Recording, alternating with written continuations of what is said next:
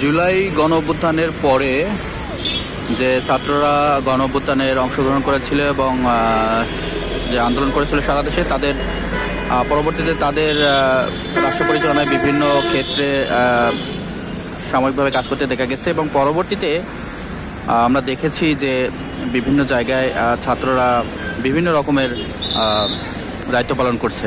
তো তারই ধারাবাহিকতায় একটি বিষয় ছিল যে ট্রাফিক নিয়ন্ত্রণে স্টুডেন্টরা যেভাবে ভূমিকা পালন করেছে, সেই ভূমিকার অংশ হিসেবে ঢাকার শহরের যে ট্রাফিক সিগন্যালগুলো রয়েছে, সেই সিগন্যালগুলোতে দারুণভাবে এক পদক্ষেপ পালন করেছে এই স্টুডেন্টরা। তো পরবর্তীতে যে অন্তর্বর্তীকালীন সরকার প্রতিষ্ঠিত হয়েছে, সেই সরকারের যারা রয়েছেন তাদের মধ্যেও জুলাই অভ্যুত্থানের যে সমন্বয়ক যারা রয়েছিল বা ছিল, তারা স্থান পেয়েছে এবং সেই তাদেরই যে একটি সারা দেশে যে তাদের যে অভ্যুত্থানের অংশগ্রহণ করেছিল, তাদের সাথে যে আরও সহকর্মী রয়েছিল, তাদের যে আরও বিভিন্ন জায়গায় কর্মসংস্থানের ব্যবস্থা করা, তার একটি আশ্বাস ছিল তাদের।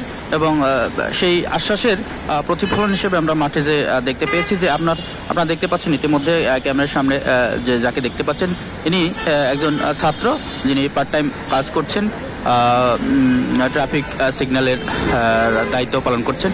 এবং এরকম অসংখ্য জন রয়েছে যারা বিভিন্ন পয়েন্টে কাজ করছে, গাড়ি চেক সহ সিগন্যাল নিয়ন্ত্রণ, এই ট্রাফিক পুলিশ যারা রয়েছে, সরকারি কর্মচারী, তাদের পাশাপাশি হেল্পিং হ্যান্ড হিসেবে এরা কাজ করছে।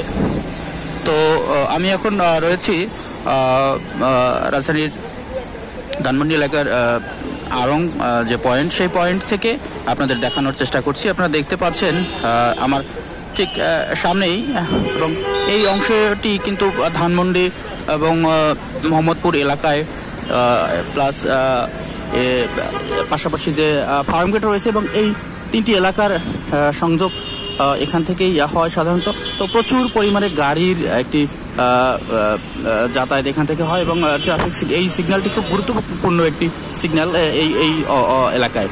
তো আড়ং পয়েন্টের সেই গুরুত্বপূর্ণ সিগন্যাল থেকে আপনারা দেখতে পাচ্ছেন যে জুলাই আন্দোলনের পরে যে অস্থায়ীভাবে ছাত্ররা নিজে থেকে দায়িত্ব নিয়ে কাজ করেছে, তারই পুরস্কার হিসেবে তারা একটি দারুণ কাজের সুযোগ পেয়েছে। পড়াশোনার পাশাপাশি তারা পার্ট টাইম হিসেবে এখানে চাকরি করতে পেরে আসলে অনেকটাই নিজেদের যে হাত খরচা সেটি যোগাতে পারছে এবং রাষ্ট্রের অনেক সহায়ক ভূমিকা হিসেবে দায়িত্ব পালন করছে। তো আপনারা দেখতে পাচ্ছিলেন ঠিক এরকম একটি ব্যস্ততম জায়গায় আসলে অনেক ধরনের অঘটন নানান ধরনের ব্যাপার রয়েছে, এবং যেটা সবসময় পুলিশ কর্তৃক যারা রয়েছে রাষ্ট্রের, তাদের নিজেদের পক্ষে আসলে নিয়ন্ত্রণ করা অনেক সময় সম্ভব হয় না বা অনেক কষ্টসাধ্য ব্যাপার হয়ে যায়। তো তারই বা পুলিশ এই মুহূর্তে একটি ভীতিকর পরিস্থিতির মধ্যে রয়েছে, বিভিন্ন কারণ, এটা ভিন্ন প্রসঙ্গ, আমরা ওদিকে না যাই। তো সেই বিষয়টির ধারাবাহিকতায় আমরা দেখতে পাচ্ছি এখানে ছাত্ররা আসলে তাদের ট্রাফিক সিগন্যালে দায়িত্ব পালন করছেন।